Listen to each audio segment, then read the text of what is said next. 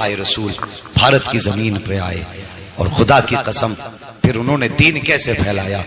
एक रस्म होती है गैर मुस्लिमों में दूध चढ़ाने की, मंदिरों में होती है कि नहीं, वो बात अलग है कि नालियों में दूध बहे तो कोई बात नहीं, लेकिन गरीब के बच्चे के पेट में घूंट दूध नहीं जाना चाहिए। ये कैसा धर्म है साहिब तुम्हारा कि बच्चे दूध के लिए भूखे तड़पते रहे और तुम्हारा दूध नालियों में बहता रहे। अल्लाह अकबर, ये इनकी रस्म है, लेकिन ये जानेंगे इनका मजहब है।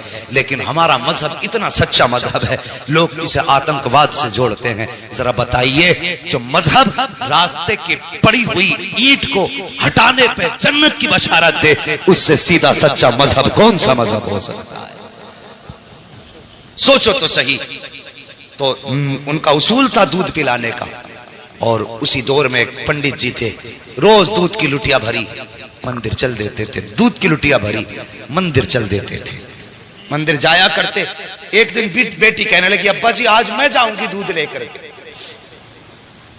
जब इतनी बात कही ना, आज मैं जाऊंगी दूध लेकर, बाप कहने लगा नहीं बेटी हम खुद जाएंगे। कहा नहीं बाबा मैं जाऊंगी, चूंकि बेटियां बाप की लाडली हुआ करती हैं, कभी कभी बाप बेटी की ख्वाहिश के आगे मजबूर होता है। बाप ने इजाजत दे दी, बच्ची ने दूध लिया, लुटिया लेकर के मंदिर की तरफ आई।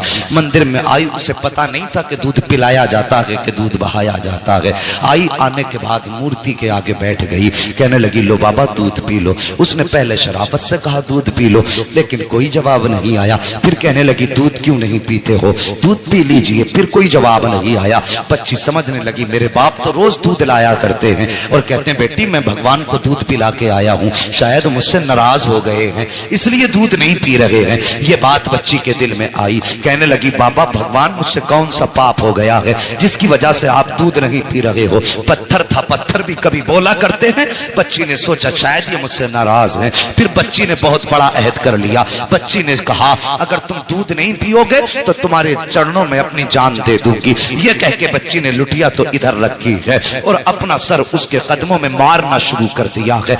इस बेदर्दी के साथ उसने सर पटका कि माथे से खून बहना शुरू हो जाता है। जब बच्ची सर पटकती रही, रोती रही, उसी रास्ते से इत्तेफाक से गरीब नवाज का गुजर हो जाता है, अताए रसूल का गुजर होता है। जैसे गरीब नवाज ने बच्ची को रोते देखा, सर पटकते देखा, आप आए हैं। आने के बाद पेशानी की जगह अपनी हथेली रख दी है। जैसी हथेली आई है, बच्ची ने यूं सर उठाया, सादा से बाबा को देखा, देख के कहने लगी बाबा कौन हो। कहने लगे बेटी बता तो सही बात क्या है, ये अपने ऊपर जुल्म क्यों कर रही है। उसने कहा बाबा आप जाइए, ये मेरे भगवान का मामला है। मेरे गरीब नवाज ने फरमाया बेटी बता तो सही क्या मामला है, आखिर ये क्यों कर रही है। उसने कहा बाबा तुम क्या जानो, तुम तो मुसलमानों के धर्म गुरु हो, ये हमारे मजहब का मामला है। गरीब नवाज ने कहा बेटी बता तो सही बात क्या है। बच्ची कहने लगी सुनो बाबा अगर नहीं मानते हो तो सुनिए, मेरे बाप रोज दूध पिला के जाया करते हैं, लेकिन आज मैं दूध लेकर के आई हूं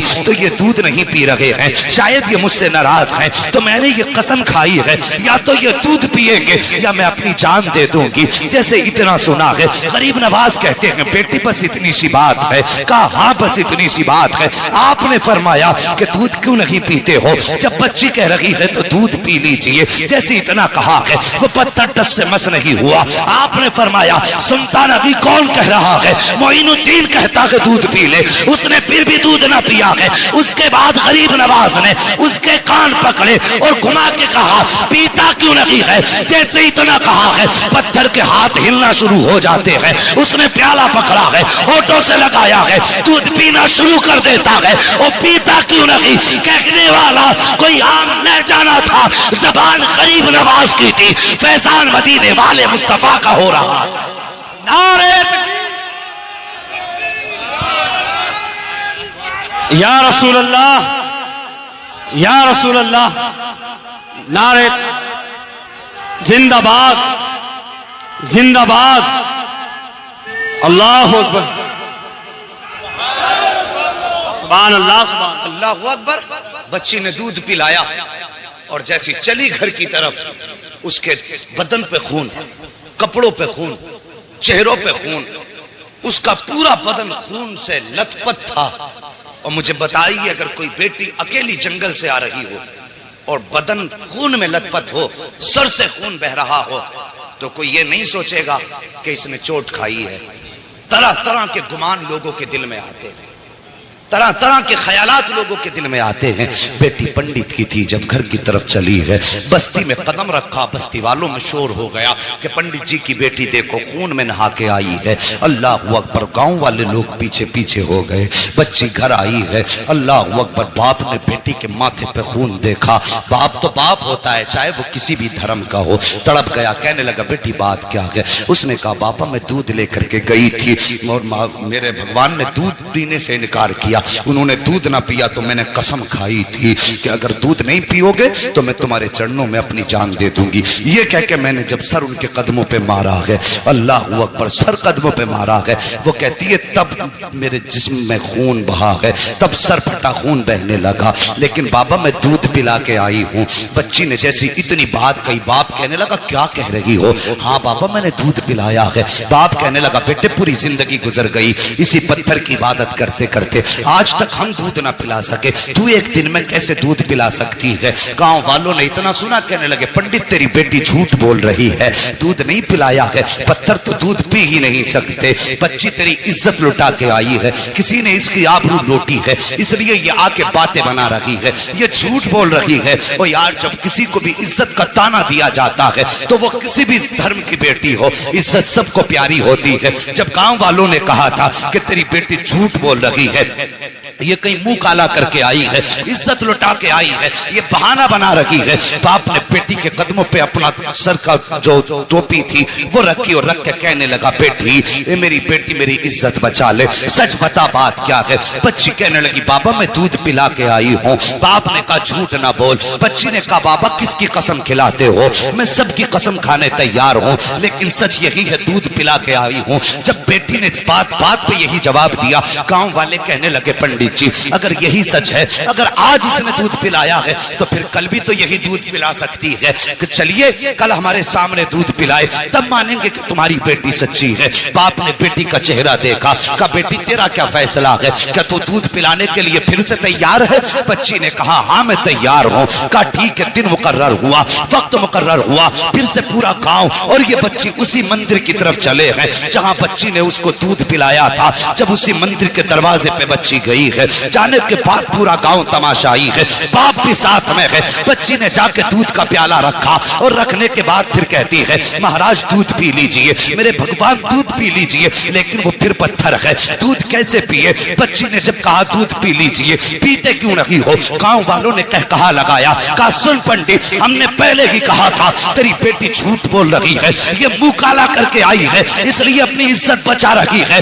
جب اتنی بات بچی نے سنی ہے، بچی کا دل ٹوٹ جاتا ہے، بچی کی آنکھ میں آنسو آئے لیکن ساتھ ہی غصہ بھی آیا۔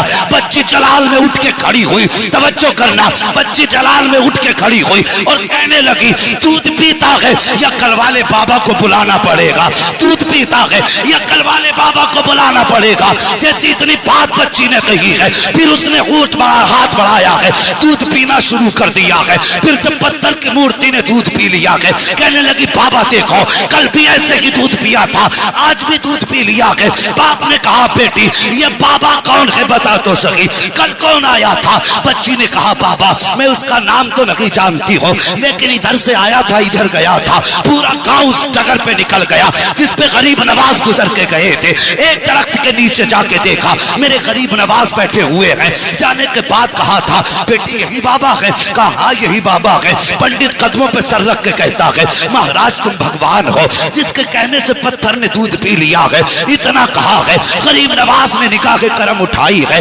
فرماتے میں کوئی خدا نہیں ہوں، میں کوئی بھگوان نہیں ہوں۔ کہا بتاؤ تو سکی پھر کس کی پاور ہے جو پتھر دودھ پی لے؟ غریب نواز نے کہا تھا وہ میری پاور نہیں بلکہ وہ اس کی پاور ہے جس کو غریب نواز پوجا کرتا ہے۔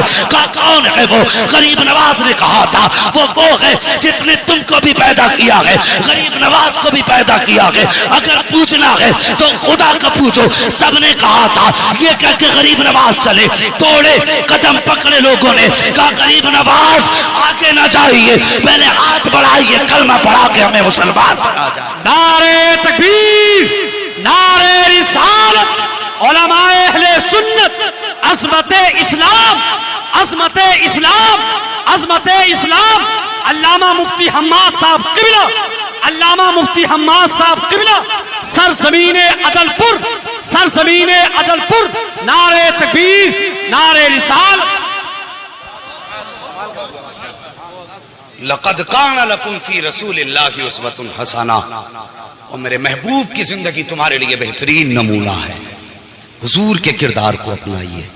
بیٹیوں سے پیار کرو. بیٹی بیٹی ہے، چاہے وہ دوست کی بیٹی ہو یا دشمن کی بیٹی ہو.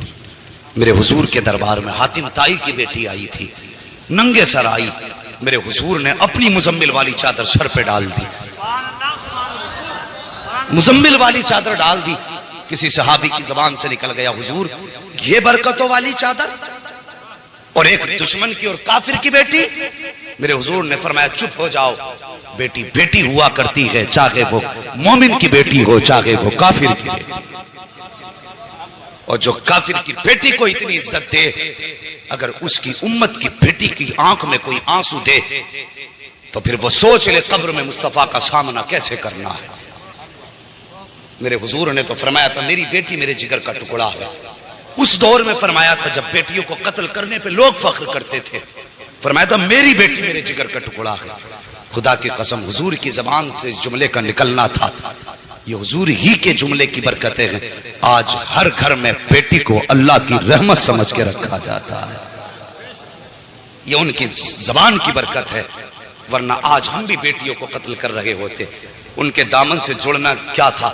خدا کی قسم جو بیٹیوں کو قتل کرنے میں جن کے ماتھے پہ پسینہ نہیں آتا تھا، جس دن سے حضور کا دامن تھاما وہ زمین پہ پیر پھونک کے رکھتے تھے اور ڈرتے تھے کہیں ہمارے پیر کے نیچے چوٹی نہ آ جائے.